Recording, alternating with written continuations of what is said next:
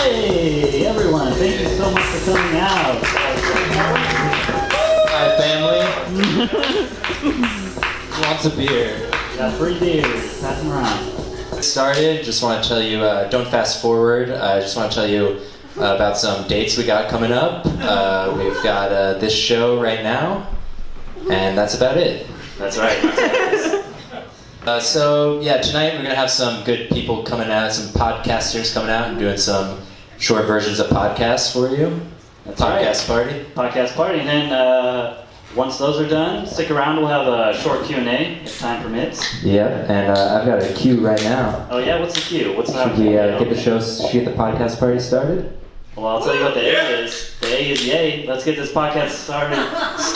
All right. This podcast? This first podcast is about The Bachelor, the show. The show, right. And what's it called? The podcast. Let's give it up for The Bachelor Zone.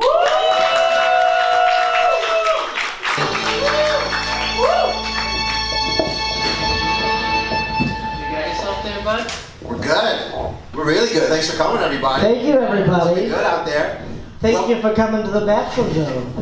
And welcome back to the Bachelor Zone, your spin-free zone for hard-hitting Bachelor stats and analysis. I'm your host, Michael Wally, joined as always by Zachary Pike, Hello, Pack Feeder. the Czar Sam Horowitz, Hello. and Daniel A. Duddy. What's going on, gang? The Zone 4, your favorite 4. Happy to be here on this special Labor Day weekend edition of the Bachelor Zone.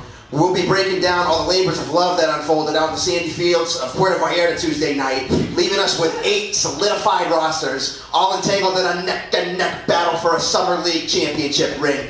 With just 1 week left in the playoffs and the pressure higher than ever, we'll give you our take on who's thriving, who's merely surviving, and who's driving on the 710 to elimination in Pasadena. It's one of our favorite segments on the show. It's Ring Rose on Road. Let it play, DJ.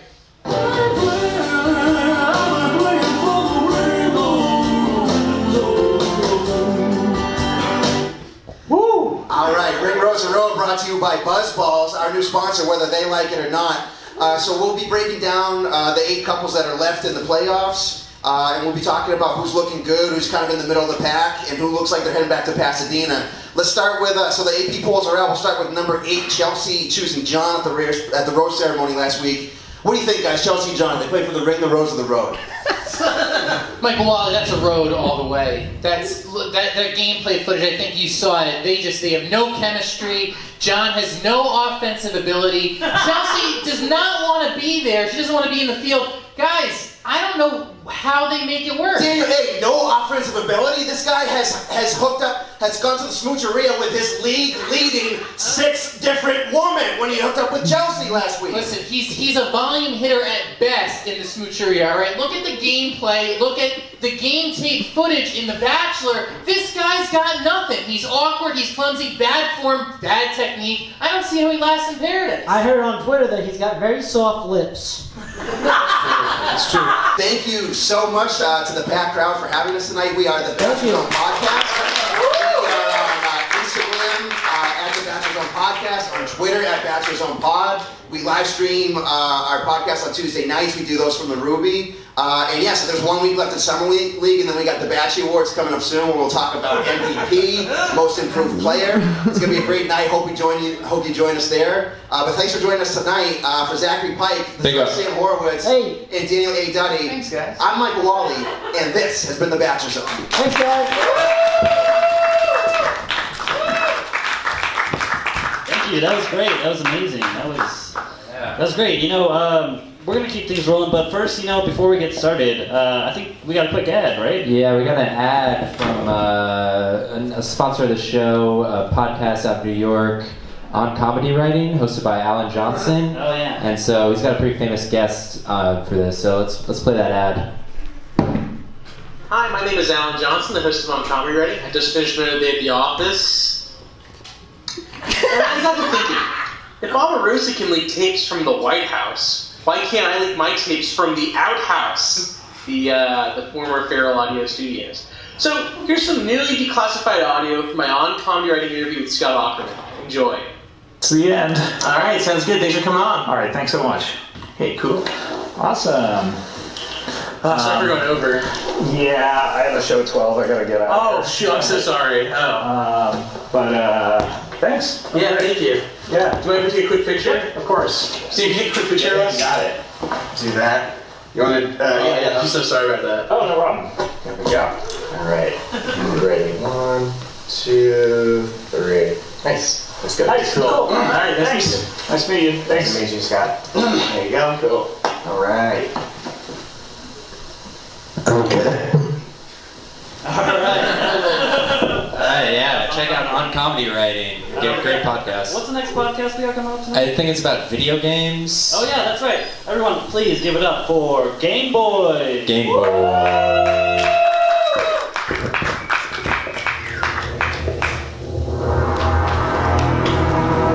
A podcast is an episodic series of digital audio or video files which a user can download and listen to. The term podcasting as a name for the nascent technology was first suggested in 2004 by the Guardian columnist Ben Hammersley as a portmanteau of iPod. It is often available for subscription so that new episodes are automatically downloaded via web syndication to the user's own local computer, mobile application, or portable media player. But podcasts would expand in popularity and device, devouring the old forms of radio we used to know, and creating new celebrities in the process. Did you know that Mark Maron interviewed Barack Obama on a podcast? What? That's insane! Podcasts have come and gone, but it wouldn't be until 2018 that the game would change entirely with two unlikely heroes. One, Griffin Davis, and one, Michael Luxembourg, who swore to do what none had done before, create a video game podcast that didn't suck. And fail they did. But it is their determination, their indomitable spirit, that have led up to this moment, their first live show in Los Angeles. Tickets are sold out. Anticipation is high.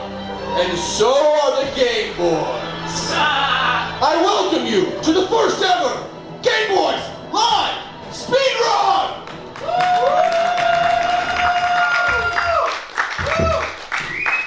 And before we begin the speed run, I would not be a Game Boy without the plural boys. So I give you my co-host from Austin, Texas, Lux! Hey everyone. Can you hear me? Oh no! Oh yeah! What is that music? It is I, the villain of the Game Boys podcast. Oh no! It's Game Luigi! Oh, Fuck! get out of here. Oh god, shit! Oh yeah! People who listen to the podcast don't know, Game Luigi is a piece of shit. Yeah, he shows up on... He just kind of hijacks the show whenever he shows up and makes it objectionable. I would mute you, Lux, Thank you. But you don't know how? but I don't know how. I'm Yeah. 1997. Well, you know, I didn't want to have a guest. I thought it'd be nice to just have me and Lux host this one, but I guess Game Luigi, you can help guest this episode. This is a guest podcast. Okay? Oh, we have Pick a... up a microphone. Yeah, pick up the microphone.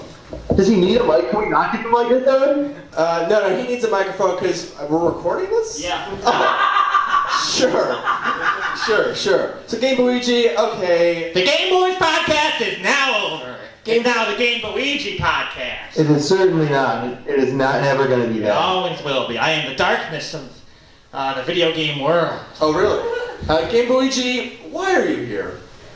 I'm here because of all the Game Boy podcasts. Well, I mean the video game podcasts. This one is by far the shittiest. That's probably true, Game You know, that's a pretty good reason to ruin our show. I mean, we try hard, though, right? I mean, we do our best. No, it's terrible. Look, video games are awful. What's the game today? We said we're going to talk about. We're doing Lara Croft today. Lara Croft Tomb Raider, a game I liked better when it was called A Man's in It. Oh, God. You gotta not do this. Game Luigi, Lara Croft is a good game. And, you know, I liked it better when it was called A Man's in It. You already did that one. Oh, no! No, what? now he's spilling my beer. I like that the tech is just like, you're on to your next bit now. Can you start the music over? Because pacing for this is important. I think before we get to Tomb Raider, which I know Game Luigi has some very offensive opinions. I liked it better. No. It was called what it was called. Nope. Uncharted. Okay. One person slightly did that. That's the only video game I've ever played. But guys, today we're doing a very exciting game. It's a really, really important game in video game history. We're doing Tomb Raider. I think before Game Luigi distracts us more, we should get into a little bit of history about this game. Gamers are the scum of the earth! God, I messed that up. Can you start it over one more time? Sorry. Development on the original Tomb Raider game began in 1993. Its female take on Indiana Jones-style action-adventure was a success and prompted video game sequels for decades to come, as well as major movie installments starring Angelina Jolie. But by 2003, the Lara Croft fever had died. Okay. After a especially lackluster film, Lara Croft, The Cradle of Life, which was panned by critics, causing Jolie to leave the franchise forever. Cut to November 2010, when Japanese video game developer Square Enix filed for trademark of a slogan for a new Tomb Raider game. Studio head Daryl Gallagher said, "Forget everything you know about Tomb Raider. This is an origin story that recreates Lara Croft and takes her on a character-defining journey like no other." Tomb Raider released and sold 1 million copies within 48 hours of its release, and has sold more than 11 million copies as of November 2017. Griffin, making it the best-selling Tomb Raider game of all time. This week on Game Boy. Isn't it weird that like Lex is a director at a website and you're a waiter? Fuck. This week on Game Boys. That's kind of weird, We right? put on our Isn't that short weird, shorts. everybody? With Game Luigi, how do you... Game Luigi, can I get another guest? Does anyone else want a guest on this podcast? It's only me from here on out. Game Luigi. Alright, we're doing Tomb Raider. Actually, really.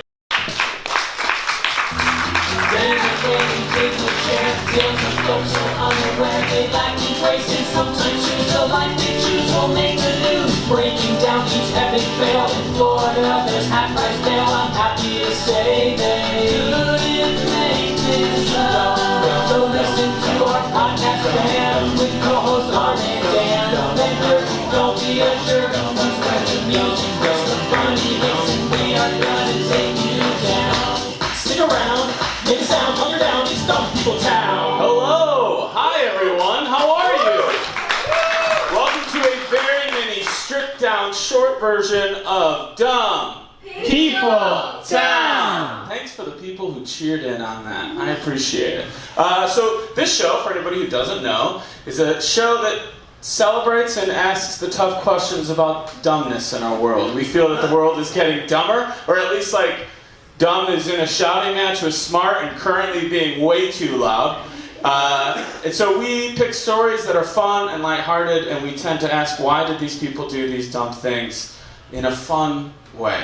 I usually do this show with the Sklar Brothers. Today I'm riding solo, but I do have a guest with me. You might have seen him performing here or at the UCB Theater. He's a great person and a great person that I've done shows with. Please welcome to the stage, Jesse Klein.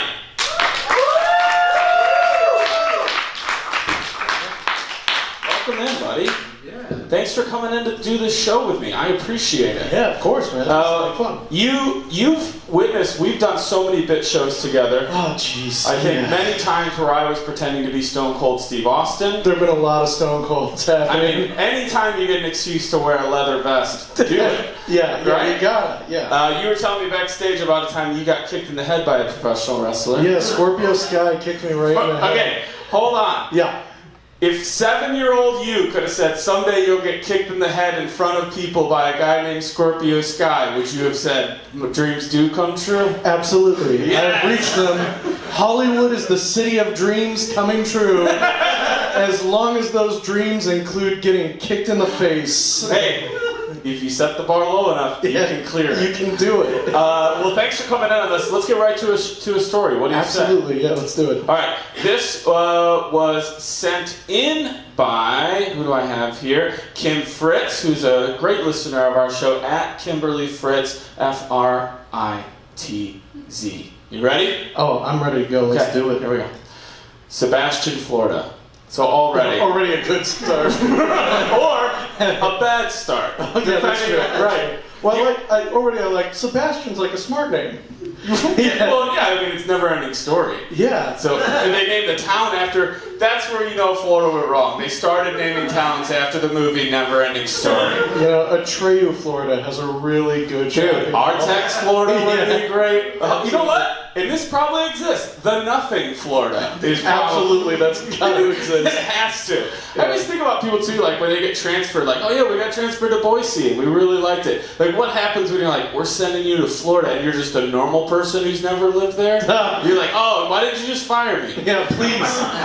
Okay, ready? Here we go. Yep. One man was arrested Sunday, the Lord's Day, on a charge of battery domestic violence after, this is what he did, throwing a Billy the Bass singing fish at another individual.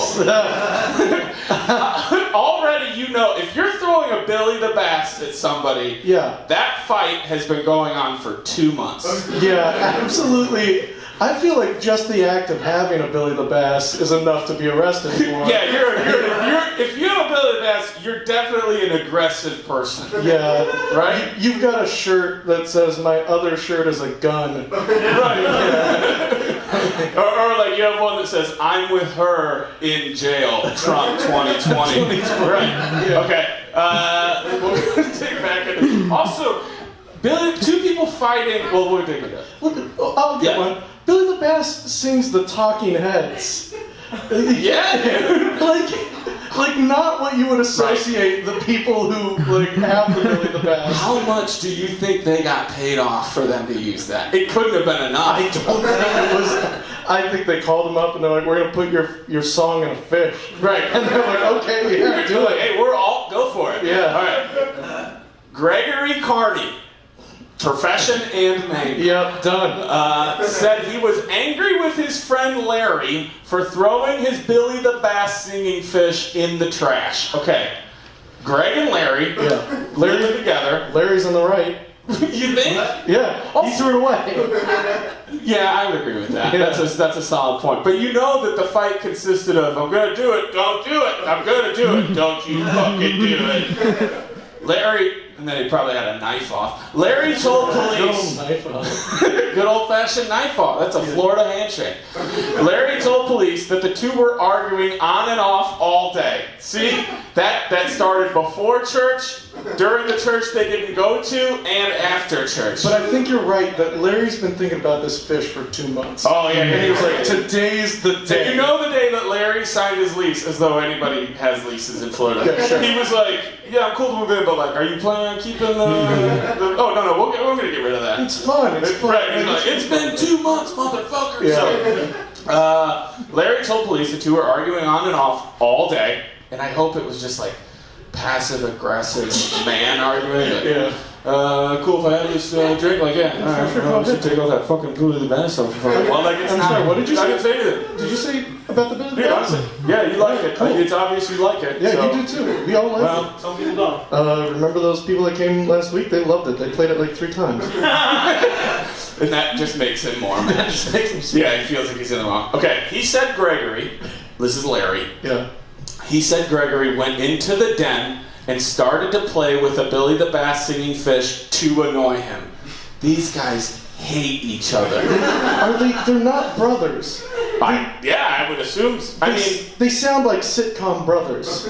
Oh yeah, but this is the worst plot line of even a bad sitcom. Yeah, absolutely. They're like, what's the pitch? I'm thinking Larry and Greg have a fight all day long about a Billy the Bass. And then they learn a lesson. And then somebody comes in and is like, guys, we can't clear that song. We only want our songs in fish, not TV. Right. Also, Gregory, I like the idea that Gregory solely plays the Billy the Bass just to annoy Larry. That is the entire purpose of it being in the house. That's why you would own one of those in the first place. Yes.